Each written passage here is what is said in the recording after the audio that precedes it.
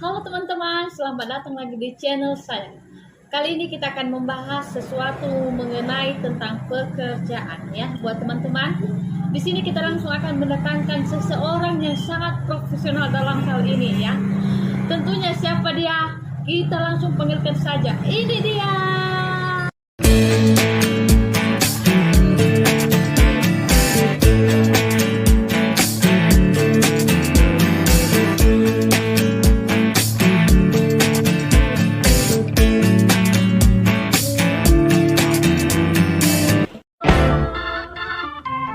Silakan duduk, Bu. Terima kasih, teman-teman.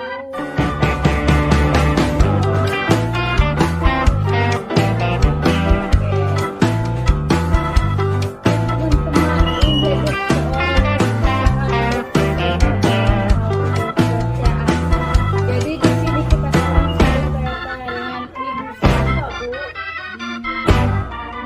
Oke, Anda berasal dari mana, Bu?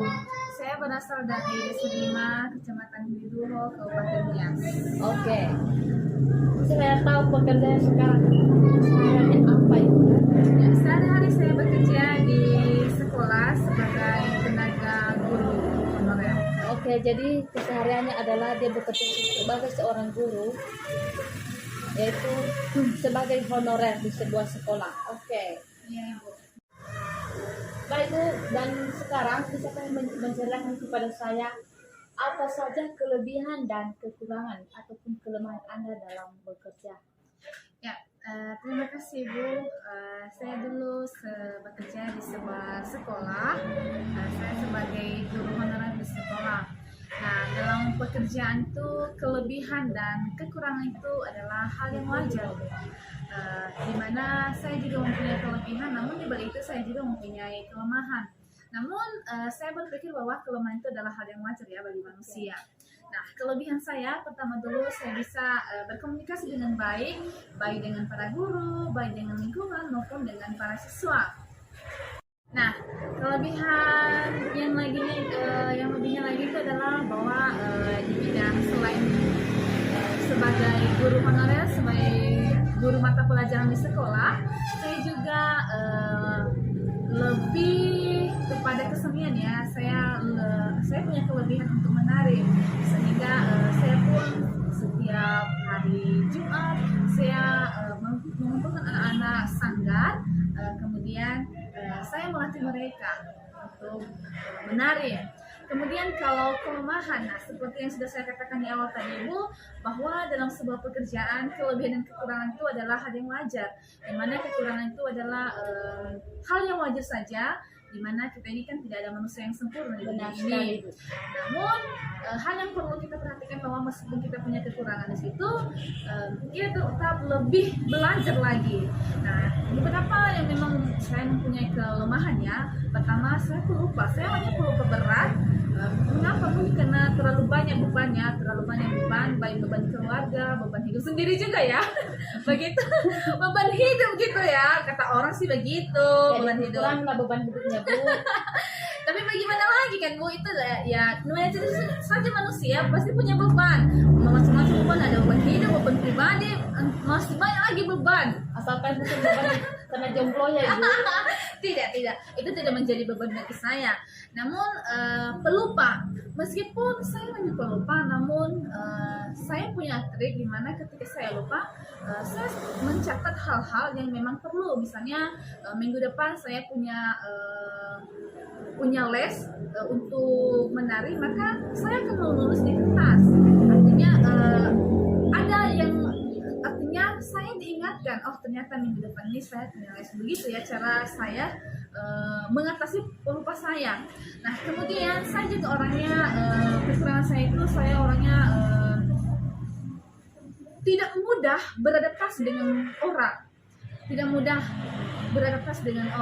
Ya, bukan karena mati saya juga sombong, tidak.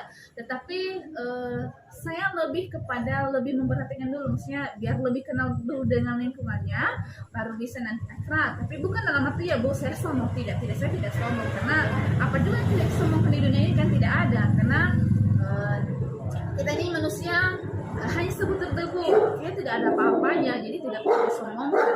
Namun meskipun saya harus mencoba bagaimana saya ramah dengan lingkungan, saya ramah dengan anak-anak saya juga ramah dengan bapak ibu guru. Kenapa? Karena ketika kita juga bisa beradaptasi, ketika kita juga bisa ramah kepada orang, maka itu adalah salah satu hal yang membuat orang lain itu senang. Misalnya kan, contohnya kita ramah kepada siswa, artinya ketika kita masuk di kelas, ketika kita memberikan pelajaran, mereka seakan-akan menganggap kita itu sebagai ibu mereka. Tahu kan bagaimana peran ibu di rumah? Ibu itu kan seorang penyayang. Jadi ketika kita masuk di kelas itu, ya kita ramah kepada mereka. Bukan dalam arti juga kita ramah bisa apa ya namanya? Bisa sesuka hati saja siswa memperlakukan kita. Tidak bukan begitu maksudnya. Ramah artinya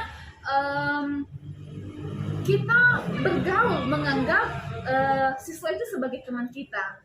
Nah, begitu juga dengan bapak ibu guru, kita harus ramah. Jadi guys, di sini mengajarkan kita untuk harus ramah, Ibu ini sudah menjelaskan bahwa komunikasi itu yang pertama yang harus dijaga, komunikasi, sopan, tata cara berbicara, dan juga bagaimana cara kita kepada anak-anak ketika kita mengajar ataupun apapun yang kita lakukan kepada orang lain. Jadi kita itu harus bercermin kepada diri kita dahulu, baru kita bisa mengajarkan anak-anak ya.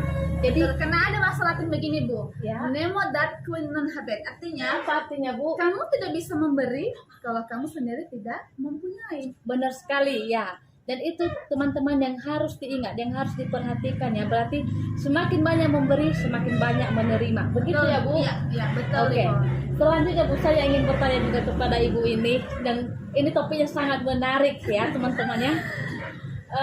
Yang perlu saya pertanyakan kepada Ibu ini adalah, mengapakah Ibu ataupun Anda harus bekerja di usia muda? Apa tujuannya Bu? Mengapa ya? Sebenarnya kalau ditanya mengapa kita harus bekerja di usia muda, ya karena memang kita ini manusia dituntut harus bekerja loh. Ya, benar. Kita tidak boleh bermalas-malasan di rumah. Karena di era zaman sekarang ini yang diperlukan itu adalah bagaimana cara kita mau berbagi kepada sesama. Karena bagi saya ya, percuma saya mempunyai ilmu kalau tidak dapat dibagikan. Artinya apa yang mau saya keluarkan itu, apa yang mau saya sampaikan kepada siswa itu karena saya punya ilmu, tidak mungkin saya pandang sendiri, ya punya potensi sendiri. Jadi kemudian setelah itu mengapa ya kerja? Ya kita ini kan manusia sebagai kaum Hawa, artinya kita bekerja karena kita juga punya kebutuhan. Tidak mungkin kan selamanya orang tua yang selalu kita repotin untuk biaya hidup kita. Misalnya kan kerjanya untuk keperluan pribadi kita. Tidak mungkin ketika kita sudah besar kita merepotkan orang tua. Itu namanya jadi beban orang tua. Kalaupun kita tidak bisa menjadi berkat bagi orang, jangan jadi beban untuk orang tua. Nah, itu karena kita ini punya kebutuhan, dan kita pun harus bagaimana ya namanya? Kita memang harus dituntut untuk bekerja gitu. Ya kalau dibilang sih banyak orang yang mengatakan juga iya ya sekarang makin sukses saja di usia yang muda. Ya mengapa? Karena kita sukses di usia muda karena kita juga bekerja di usia muda. Tapi ketika kita bekerja di usia tua, maka kesuksesan itu juga dinamakan sukses di usia tua. Makanya saya selalu mengatakan, saya selalu menghimbau mengajak teman-teman di usia-usia yang muda maka bekerja. Karena di usia muda ini loh, inilah saatnya kita menabung. Nanti kalau sudah tua ya kita tinggal goyang kaki gitu di rumah. Nah, baik teman-teman, di sini juga kita mendapat suatu kutipan bahwa kita itu harus bekerja di usia muda karena kita ingin sukses juga ya. Sukses di usia muda nanti supaya kehidupan kita ke depan bisa bahagia tanpa tergantung kepada orang tua, dan kita juga harus banyak menabung ya. Harus banyak menabung, dan itu contohnya. Karena begini ya Bu, karena kita ini wanita, saya perempuan, jadi wanita harus menjadi wanita yang tangguh, wanita yang mandiri gitu loh. Tidak menggantungkan diri kepada orang lain. Benar sekali. Jadi ya jangan tergantung kepada orang lain. Dan itu yang harus diingat teman-teman semua, buat para sahabat-sahabat di luar sana yang menonton channel ini. Nah, kepada Ibu saya juga kepengen bertanya, dan saya juga kepengen tahu tentu kan menghadapi anak-anak itu agak sulit sedikit ya Bu ya, Betul. agak sulit sedikit. Jadi yang perlu saya pertanyakan di sini sama Ibu adalah bagaimana cara Ibu kan kadang-kadang terkadang kita stres ya menghadapi anak-anak itu. Dan kepada Ibu yang perlu saya pertanyakan di sini sama Ibu, lebih lanjut saya pertanyakan kepada Ibu adalah tentu kan setiap mengajarkan anak-anak itu pasti ada sesuatu yang membuat kita stres atau tekanan. Betul. Jadi Dan itu yang sering kali saya hadapi di yang sekolah. perlu dialami. Jadi sekarang yang perlu saya pertanyakan, bagaimanakah cara Ibu menghadapi hal tersebut? Jadi biar kita saling share kepada teman-teman yang lain juga, biar mereka pada tahu. Siapa tahu kan teman-teman di luar sana ada sebagian yang masih kurang paham dengan situasi pekerjaan ya, bagaimana lingkungannya. Jadi ya kita langsung dengarkan sama Ibu ini. Oke, Ibu, stres, tekanan di tempat kerja itu pasti ada. Mengapa? Karena ya tadi kembali ke awal, karena kita kan punya beban biasanya kalau kita punya masalah maka kita stres. Ya. Belum lagi berhadapan dengan lingkungan, Benar berhadapan sekali, dengan Bu. anak-anak. Ya pasti seperti yang Ibu bilang tadi, bahwa bagaimana berhadapan dengan anak-anak. Ya memang apalagi ya saya mengajar bukan, tidak dikatakan juga kampungan, saya tidak mengatakan kampungan ya, tapi saya lebih mengatakan bahwa mereka anak-anak yang masih perlu dididik, yang masih perlu dibimbing lagi ke akhir. Nah, mengapa? Karena mereka anak-anak lah yang perlu diperhatikan. Iya, jadi mereka anak-anak yang butuh lagi perhatian dari kita. Karena kan mengapa ya? Ketika mereka itu nakal, biasanya kalau kita itu masuk kelas, jadi mereka itu pada ribut gitu. Jadi cara menghadapinya tekanan itu ya udah, mereka kan ajak mereka bernyanyi, kita juga ajak mereka untuk tenang, tapi tidak memarahi, tidak dimarahi. Karena ketika kita memarahi mereka maka akan semakin mereka membuat keributan kepada kita. Ya, membandel, namanya juga Iya, anak-anak ya, Bu, pasti betul. membandel ya. Terus sehari-hari dalam pribadi saya, ketika saya punya tekanan, maka saya akan mengevaluasi diri. Artinya bahwa saya juga punya waktu tersendiri, yang kalau sekarang kan lebih sering dinamakan healing namanya. Oke, jalan-jalan ya, Iya. keliling-keliling. Ya betul, jadi kita harus memberikan ruang kepada diri kita sendiri untuk beristirahat. Ya. Karena bagaimanapun capek, lelah itu kan selalu ada dalam pekerjaan, apalagi dengan tekanan.